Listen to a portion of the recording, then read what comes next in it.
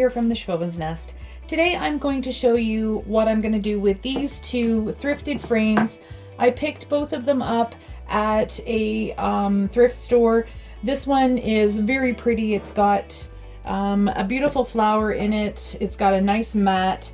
It has some green on the outside. You can tell that it's a little mucked up, so I'm going to be doing some distressing on this. I'm going to actually keep the mat, but I'm going to replace this inside here with some kind of sign, and then I'm going to add some florals to the exterior of it. And then I'm going to do the same type of design with this frame. I'm not sure if I'm going to do it in a portrait or a landscape mode, but I'm going to then put some type of words or letters in there, and then again use some florals on top of the frame and a little bit just to make a beautiful springtime sign. I'm using the rust-oleum linen white chalk paint to give both of these frames a good coat all around the sides. The first way to do shiplap is to take some smaller boards and attach them to the back of the frame before painting them white. I'm using these floral plant stakes that I got at my Dollarama. They're 10 for $1.25, and they're made of balsa wood, which is really easy to cut with just a pair of scissors. So what I'm doing here is just measuring out, just placing them on top of each other and just doing a cut that way, and then I will lay them all in the picture frame. The next step is, of course, to glue them in with my hot glue gun, and there's lots of space on the frame on either side for me to make sure that they're attached really well. Shiplap is another term for just placing boards together like you see here on the frame. You don't put any tongue and groove together, you don't glue them together, they just end up having these nice lines that show through even when you paint. I'm going to sand a little bit of the boards because some of them are a little bit rough on the edges.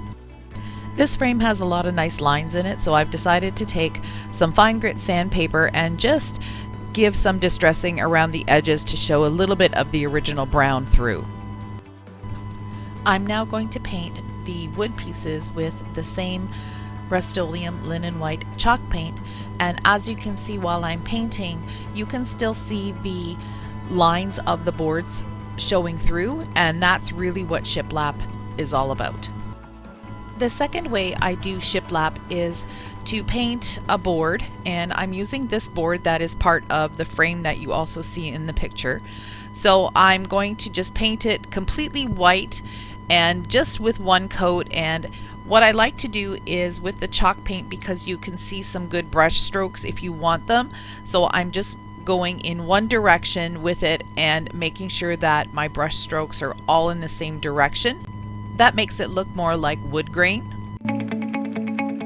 While the paint was still wet, I did take a little bit of my gray on the same brush and I just blended it in so you can see a little bit more of a weathered texture to the board. To make this full board seem like multiple boards put together, I use my straight edge or a ruler and I find the center of the board and then mark that. And this one is just under 12 inches, so I'm going to mark it at the 6-inch in the middle, and then I'm going to use 2 inches on either side to make 2-inch boards.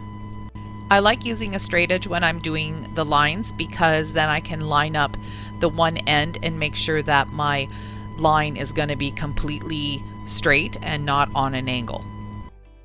I don't like to use a marker or paint to draw my lines. I use a pencil because it's a dark gray in color and it just makes it look more natural than actually using a paintbrush with black or a black marker. So this is the technique that I like. You could use anything that you like. If you wanted to do it with gray or with darker paint colors, that's totally fine. It's whatever you like. So those are the two ways that I do shiplap. And now what I'm going to do is just show you what I did with both of these frames to decorate them. This first frame, I'm going to use the welcome on it, and I'm going to start with pencil and then I'm going to use my oil-based black pen to fill it in.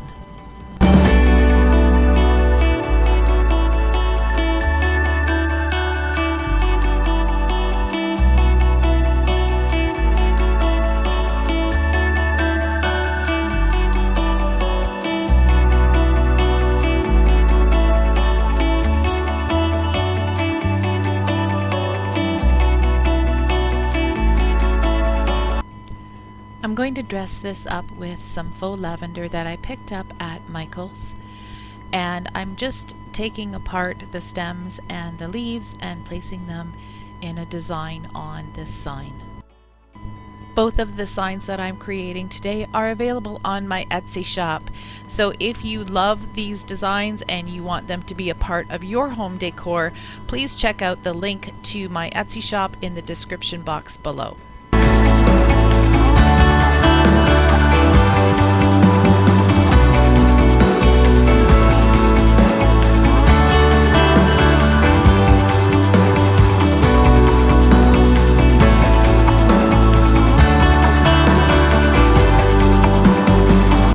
On the second shiplap frame, I'm going to put the words Home Sweet Home, sort of in a little bit of a Ray Dunn format for the words home, and then sweet a little bit more curly. And then I'm going to also add some florals.